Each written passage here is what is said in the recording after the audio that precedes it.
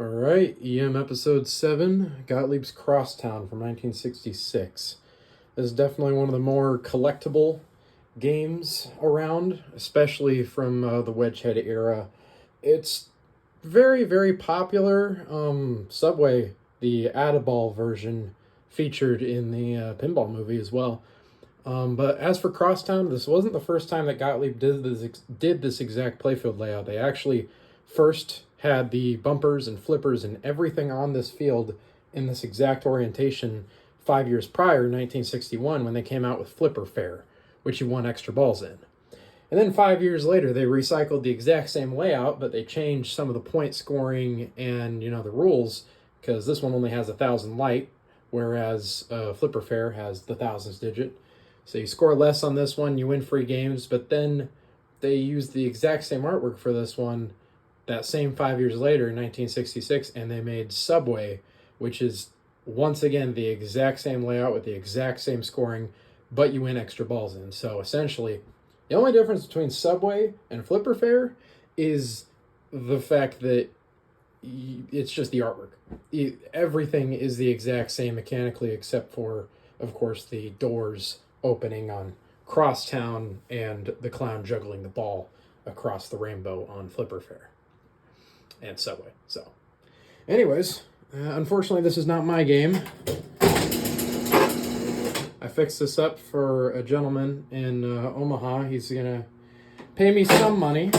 Not terribly much, but I'm going to get an egghead as well as like a payment for this machine. So I'll play one quick game, kind of show you the insides. He wanted me to keep it all incandescent, which I did, but I convinced him to at least let me do LEDs in the top arch, since those lights are a pain in the ass to replace anyways, and he wouldn't want to do that. So put a gold and yellow and a red frosted 2 SMD on both sides, and it looks real nice. So see how we do. It's not terribly level, and it plays pretty slow. So I'm hoping he has ooh, snuck a special into there. I'm hoping he has bigger leg levelers for the back legs. And it's missing the 1 point bell as well, so every single points aren't scoring, so I'm hoping he has that as well.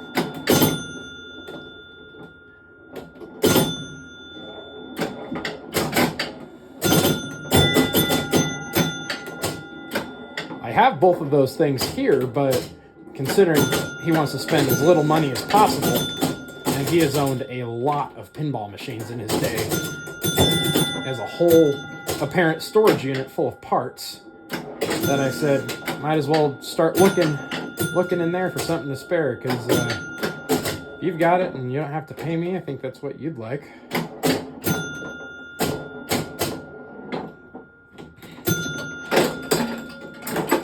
Just need 2 and 4 up at the top there, and that lights the upper special.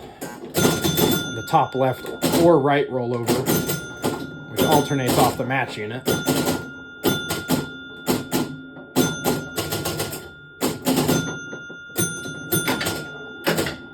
My center target's lit for special. The kicker gave it to me. There you go. Another special. This one is a little too easy to win, in my honest opinion.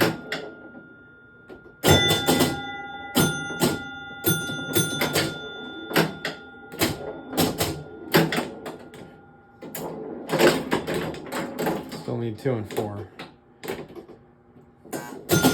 Not sure if the hundreds rail has ever missed a beat this game. I need to, I've done a lot to it, or I mean the tens rail. The tens rail 9th position switch has been a bit of a struggle. It was bent really out of shape when I first messed with it, and I could see why it was bent out of shape, because it likes to just skip past it entirely.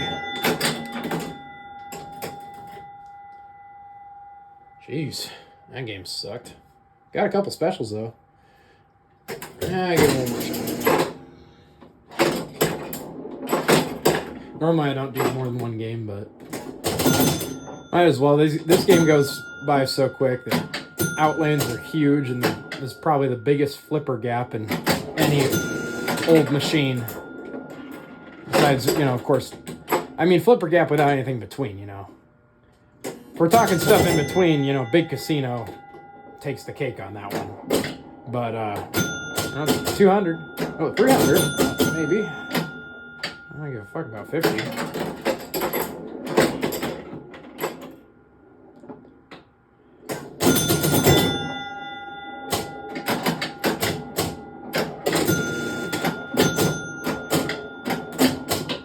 See, another yellow hit would be great, because now I can get 200. What?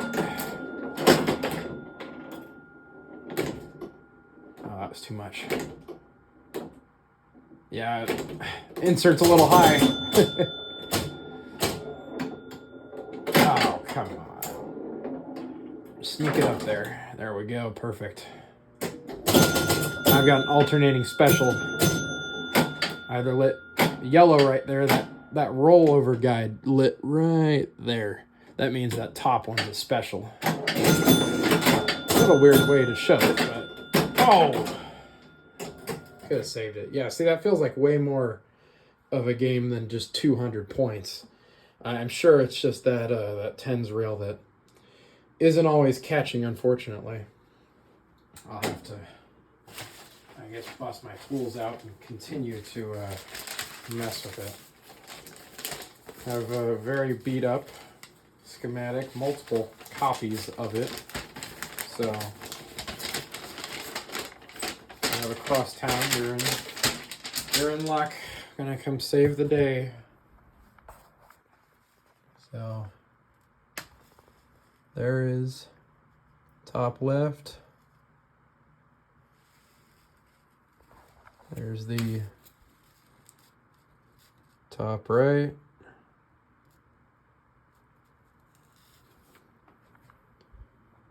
Bottom right.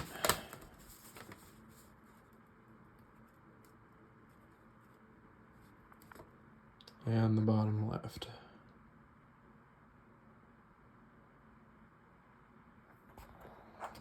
Sweet.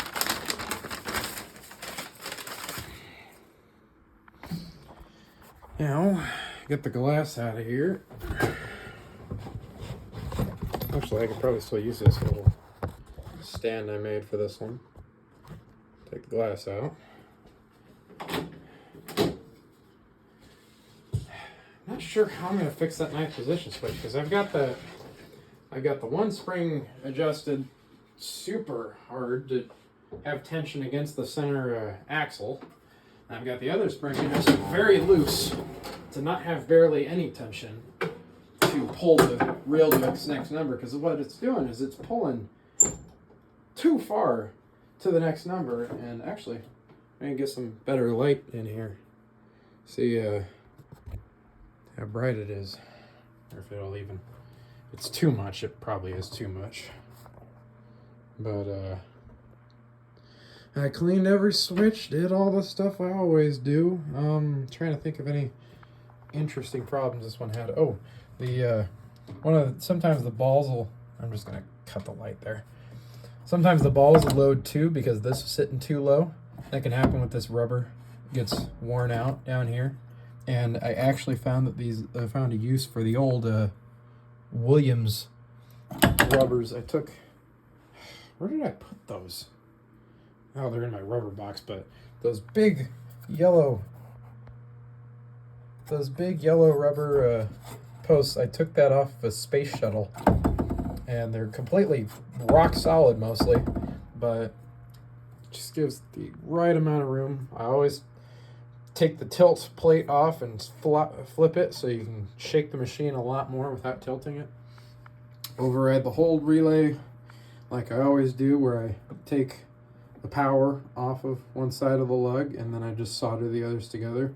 Solder the kickoff switch wires together. This is just ones from the play meter that someone took out. You know, that way this relay isn't always on. This isn't always something that can fail. The only job this has is if you slam the bottom of the machine, the kickoff switch goes, that'll turn the game off. And nowadays, when we can just plug everything into a surge protector, that makes everything so much easier. One big problem that this had, though, is the rubber grommet that that blocks the current from going straight to the relay plate from this armature switch was gone. It was missing. And so I was reading things online where if that's missing, all the metal in the game just becomes live with the wall voltage. So I didn't even plug it in until I replaced it. But of course I don't have those grommet replacements. So I just I take some of my pliers and I stretch a T-post rubber around them after I cut the top of it off. Works really great for that. The amount of times I've stretched a T-post rubber over stuff like this, if I'm ever missing one of these actuators, just stretch a rubber over there and bend the switch itself, and oh, it works wonders. And then as for the back, this isn't even his back door. I don't know why I left without his back door. So that was for my Slick Chick, but apparently Slick Chick has a taller back door than Subway. I'm assuming because Slick Chick there, it kind of sits in that wooden groove, and Subway actually has the metal chute thing here. Or I keep calling it Subway, it's Crosstown. But everything pretty normal back here, matching it, standard stuff. I always take at least a right there's a 5/16 ring, and then two small itty bitty rings for rubber, one behind the belt, one in front of the belt inside this. Tighten it all up, gives it a little bit of wiggle, but that stays for a long time, because the last thing you want is not only the bell falling out and then the plunger shooting up or some crap, but you really don't want the bell sitting against the metal, because then every time the plunger hits it, it makes this awful noise. I hate it. So easy fix there. This crummy brick resistor going to this light socket for the last ball in play light. It still works, but these resistors because basically there's all the last ball in play lights, or like sometimes special lights, like the special rollover button in North Star is tied to the coil voltage, so they have a brick resistor to take it down to lamp voltage. But you can test the resistors too, and even with them on the light bulb, they won't actually take it all the way down to 6 volts, and sometimes they can leave it as much as like 11 or 12 volts. And you put any 6-volt bulb in there. I figured that out when I put a red LED inside the center bumper on my Flip-A-Card. And then after a couple of games, I was noticing the center bumper was flickering in and out. And I was like, oh, well, my bumper socket must be bad, because, the bayonet sockets they have in the pops are the worst things known to mankind. But no, it was actually the LED had melted and deformed from the side because it was taking twice of the voltage. So I tied a bunch of resistors together to actually bring it down to 6. But this one takes it down enough that I just used a very big bulb that I don't even know what the voltage capacity for that is, but it works all right for the purpose I need it to. Otherwise, Crosstown is really unique in the fact that none of their pops have lock-in switches. Their lock-in switches for the pops are actually on the yellow and red steppers under the playfield. It's a switch right here. Those pops won't unlock until this switch opens.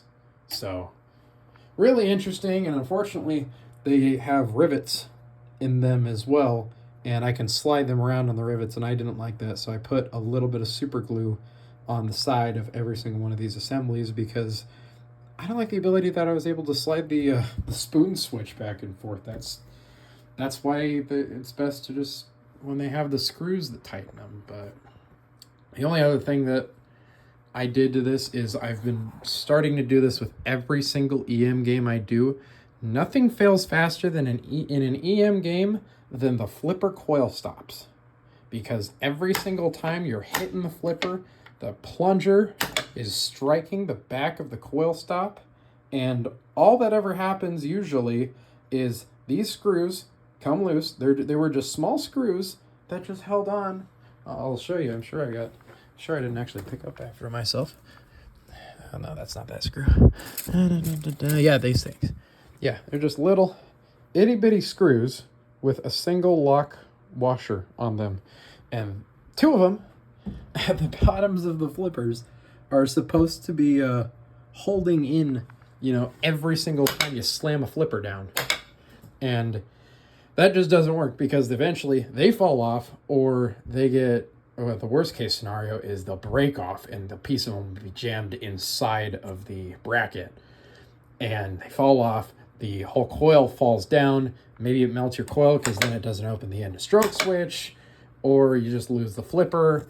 And on Williams games especially, when this coil stop gets loose, this flipper extends too far, and the pawl here actually clears the end of stroke switch, and then the flipper just gets stuck up and you can't use it. So what I've been doing from now on is I take really long screws, usually not this long, but after I take the whole bracket off, take these long screws and put just the same old lock washer on the front here, but a nylon lock nut on the back end of both coil stops and on both flippers, because that way they will never fall off. These are good for vibration anyways. It just really saves a lot of hassle as well. And another thing on these Gottlieb games is you have a little space right here where you can adjust where the actual physical coil sits, further up, further down. You always want to bring these further down because that increases the amount of flipper travel on top of the field. Because without bringing that coil down, your flippers only travel to about here instead of here.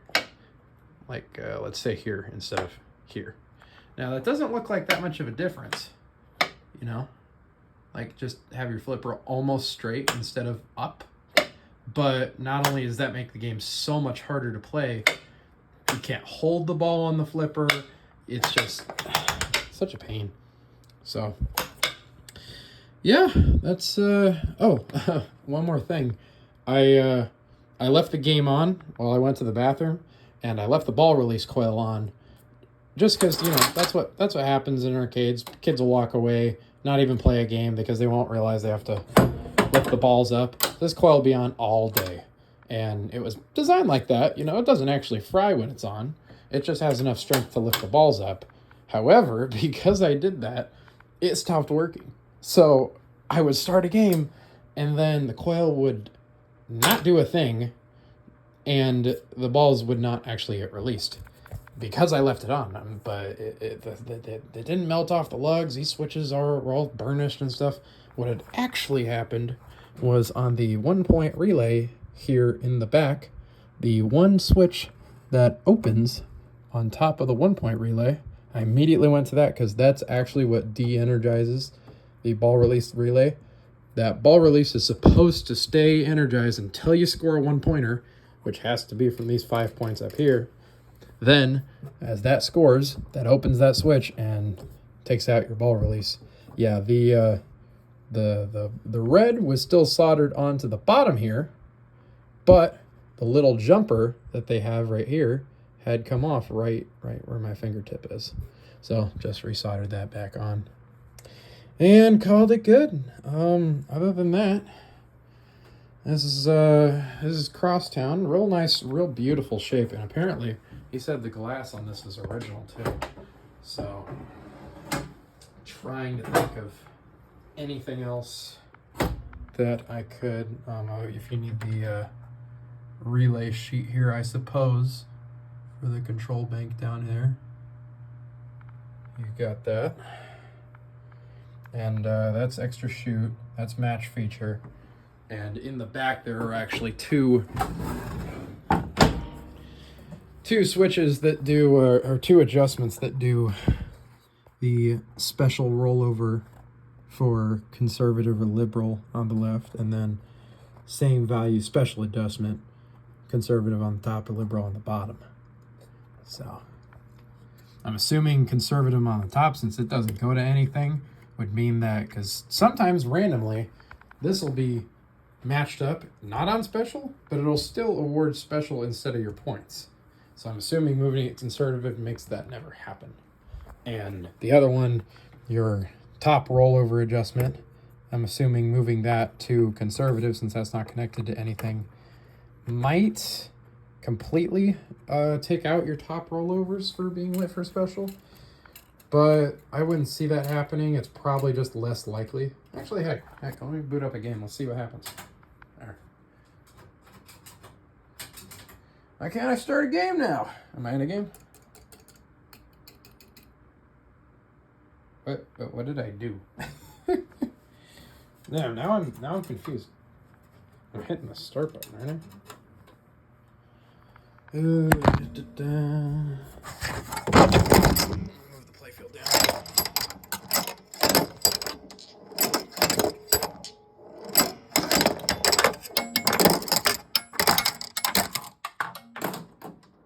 I wonder if it's one of those.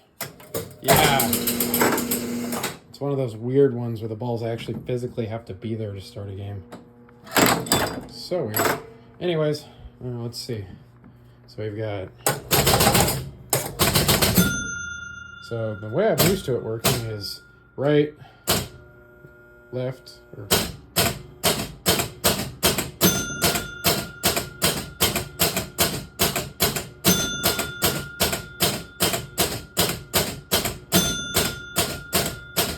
Yeah, there isn't much of a pattern to that. Well, now if we move it to conservative, which is just unplugging the damn thing, what do we got?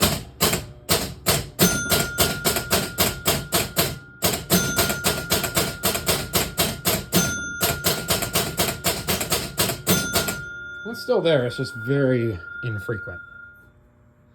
So, it's not that very infrequent, just less. So definitely more conservative. But yeah, you got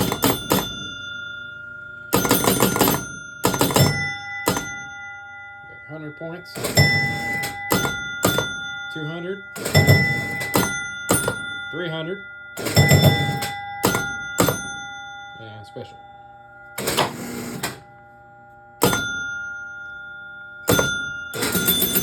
See, went past 9. See, it sits too far. I'm trying to figure out, but sometimes when it sits far, it still counts, which just is the weirdest thing to me. I don't see how that could even be possible, so I'll mess around with it. I'll get a crosstown of my own eventually, and I hope you enjoyed the video. And I've got a Flipper Fair. Very fun game. I really do enjoy this game. But I still prefer Flipper Fair over Crosstown and Subway, of course, because I feel like not only is the artwork pretty much on the same level, but it's just so much easier to get an extra ball every time you hit this target when either of them are lined up instead of having a value that increases. So, I hope you enjoyed. Subscribe, do all that fun crap, follow the Instagram. Yippee.